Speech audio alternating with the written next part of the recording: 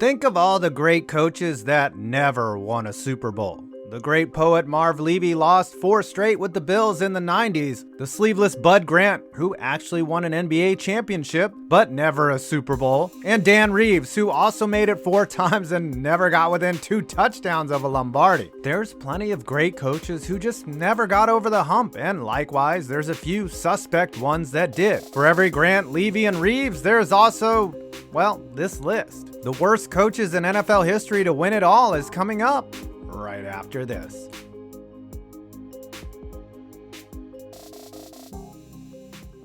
Gary Kubiak only won 7 more games than he lost in his 10 years as a head coach in the NFL. He won a Super Bowl in his first season with the team, and he's the only head coach to win it all with the same team he played for. It's an interesting dichotomy, an offensive coach winning it all with one of the greatest defenses ever, a Super Bowl ring, and then tendering his resignation just a season later. Kubiak took over for John Fox in Denver, who was coming off a 3-year stretch where the team went 40-10, but most importantly had no chance in their one Super Bowl appearance. The former Houston Texans head coach inherited the pieces of an incredible defense. He also got handed down the corpse of a former MVP quarterback who was struggling to throw the ball 25 yards down the field. The offense was nearly unwatchable at times, but on the other side of the ball, Wade Phillips was coaching a defense that was picking up the slack, and then some. Under Phillips, who was also in his first year on the job in Denver, the defense scored 5 touchdowns on their own and allowed 30 points just once in 2015. Give credit to Kubiak for adjusting the rest of the season and winning games with Brock Osweiler. But Super Bowl 50 may not have been totally a Kubiak product. The next year, Denver drafted Paxton Lynch, who played so bad it almost killed Kubiak, and the old Texan had to walk away after a 9-7 season to finish his head coaching career. It's also one of the tremendous ironies in history that the coach that called plays for the 1998 Vikings, one of the most explosive offenses of all time, went on to win it all with the 2000 Ravens, one of the most murderous defenses of all time. If you look at Billick's tenure through a purely offensive lens, which is fair to do with an offensive-minded coach, it wasn't particularly impressive. In 9 years under Billick, he only coached one offense that broke the top 10 in points. Furthermore, he couldn't develop a quarterback, part of the reason he didn't last a full decade. Billick and the Ravens spent a first-round pick on Kyle Bowler, who finished his career 20-27 with a passer rating buried somewhere beneath those bodies in Atlanta. Another crushing blow for Billick. Outside of their magical 2000 run, he only won 1 playoff game. In 3 tries after, he never made it past the divisional round. And in 2006, with their most promising team since the millennium, the Ravens were upset at home by Peyton Manning's Colts, effectively ending Billick's coaching career. He is a great analyst, though.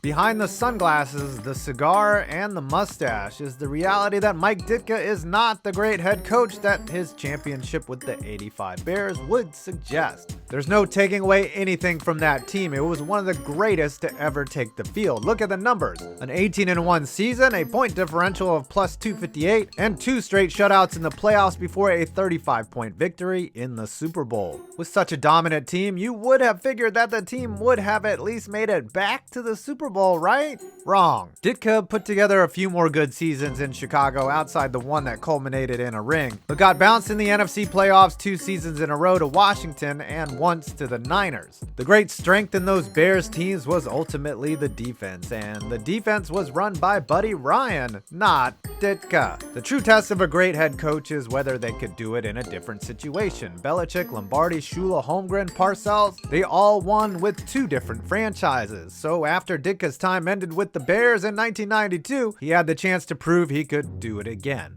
And he couldn't. Ditka spent 3 years in New Orleans and won just 15 games in that time span. His greatest sin was pulling the trigger on one of the worst trades of all time, an entire draft plus an additional first and third rounder the year later for the chance to select weed addict, yes, that's a thing, Ricky Williams. No, you can't be addicted to weed. Ditka proved he couldn't do the one thing that coaches must do to survive in the NFL: adapt. The 80s and the late 90s were 2 different eras, and Ditka was stuck doing the Super Bowl shuffle while the competition had moved on to the Dirty Bird and raising the roof.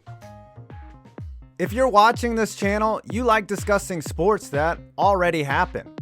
I'm also willing to bet you like sports that are actually happening, like right now. And if you're one of the 80 million Americans tired of spending way too much money on cable, let me introduce you to Fubo TV, an alternative to cable TV at half the freaking price. Fubo comes with over 100 channels, tons of sports networks, all your local channels, and NFL Red Zone, which I had trouble finding on other providers. You can also record your favorite full games and shows on Fubo's Cloud DVR and watch later on any device. Honestly, other streaming TV services can't compete with the breadth of Fubo's offering.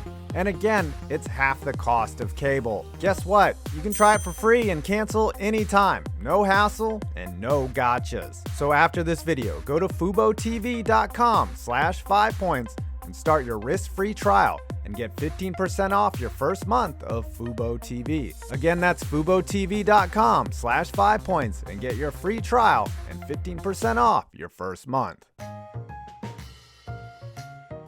Would Jon Gruden still have a ring if he hadn't coached his former team, the one he knew inside and out, the one whose plays and audibles and protections he himself had created? It's possible, but there's also no greater stroke of luck for any head coach in the big game. We don't know how Gruden would fare in a Super Bowl without those perfect conditions, probably because he's never gone back. Gruden's never even made it back to a conference championship game, and despite having a scowl that could make God frightened of his own creation, hasn't led a team to the playoffs since 2007, his second to last in Tampa Bay. I should have used the word penultimate there. Of course, if you want to accuse Jon Gruden of benefiting from luck, you must also acknowledge that this play happened. But it's fair to ask, if Gruden was the great coach we once thought he was, why spend all that time in the booth?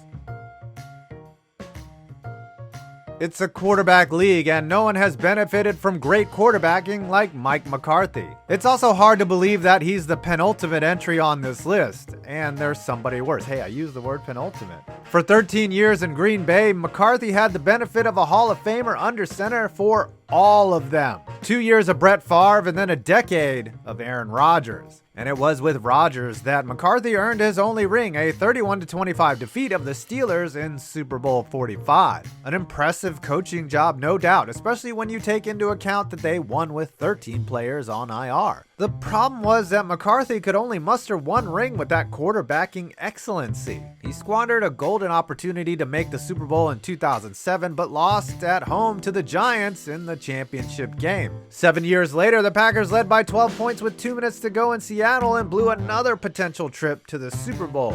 When you think about it, the only NFC championship Mike McCarthy won was a game where they beat a team quarterbacked by Caleb Haney. Yes, that happened. The Packers pulled the plug and moved on to Matt LaFleur, who seems to have rejuvenated Aaron Rodgers' career and surrounded him with an actual defense.